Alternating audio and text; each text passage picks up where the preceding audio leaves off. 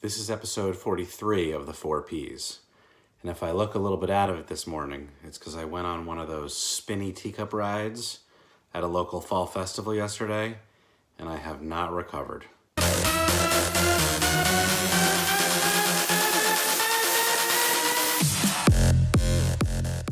I actually had a 10, 11-year run without vomiting, an incredible personal streak, but that ended earlier this year. So now, all bets are off. While voter registration is either ending or already has ended in most states, there is something else that you can do besides just telling people to vote. I recently discovered an app called VoteWithMe, which is available in both the iTunes and Android store. And it gives you an idea of who within your network and contacts is registered to vote, with which party they're registered, and in which district some of these people live, where the races are up for grabs. I've already pinged a few of those people who are registered but not with a specific party in those key swing districts, just to remind them, maybe give them some information. The good news is that most of them not only responded, but have let me know that they are so fed up with Republicans that they are definitely going to vote. And all we now need is like 100 million more of those people, and we'll be good to go next month. The ANA, which stands for the Association of North American Advertisers, no, that's too many A's, the Advertisers of North America, maybe, whatever it is, they just published a white paper called The Continued Rise of the In-House Agency, which is a survey and study of ANA client-side marketers, not agencies or media companies.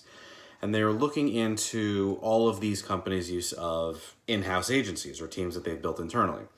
Now, this has been one of the bigger trends in marketing over the past few years. Definitely agencies are feeling it, but the study shows how and why it's happening and gives a lot of data behind it.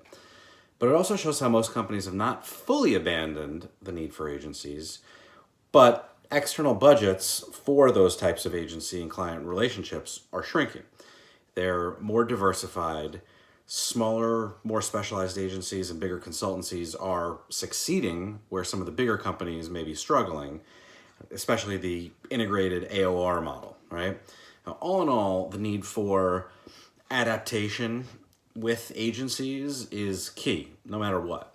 And finding new ways of thought or activation to ensure ongoing innovation is critical for agencies to succeed. So is now a good time for me to plug my consultancy, which is equipped to do just this? For someone who is as obsessed and socially and culturally rooted in sports as I am and have been my entire life, it's pretty amazing how infrequently I talk about sports on this channel. The month of October is the only month where you have all 4 professional sports leagues having relevant games all at once. Not to mention college football and college basketball kicking off. Now, what a time to be a fan.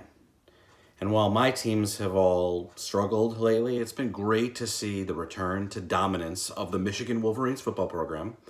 Not only did they beat Michigan State this weekend to get back into the top 5, but with Ohio State losing badly to Purdue, what a time to be a fan.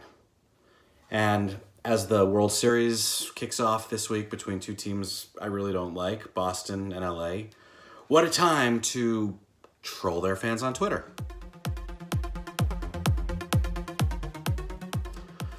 So if you look back in history, there are very few lone geniuses who thought and acted and contributed to major change all by themselves. Now, it turns out that human intelligence is far more communal than it is personal. And without a community of cognizant fellow citizens, most of us would barely be able to think at all. Now think about it, at least evolutionarily. Our brains, unlike computers, are not designed to function primarily as repositories of knowledge. Now, we didn't evolve to store vast quantities of information because there's just too much of it. The solution? Our success as a species is the result of collective intelligence and our ability to collaborate with each other. There's even a clear correlation between brain size and group size in communities and communal living. Now, the bigger the group that a primate lives in, the bigger its brain. And you see that moving all the way up to humans. And what separates humans, and advanced humans even, is specialization. The division of cognitive labor makes it possible to take one skill, like, let's say, building a shelter or building a home, and divide it then into sub-skills. That's why we have plumbers and electricians and tiling experts. Now, this is what has defined progress from those natural shelters that were built by cavemen 100,000 years ago to modern homes. And we do this because of something called shared intentionality. What that means is, in this case, like we're building a home, all of us understand what the end goal is and we're working out ways to do it better.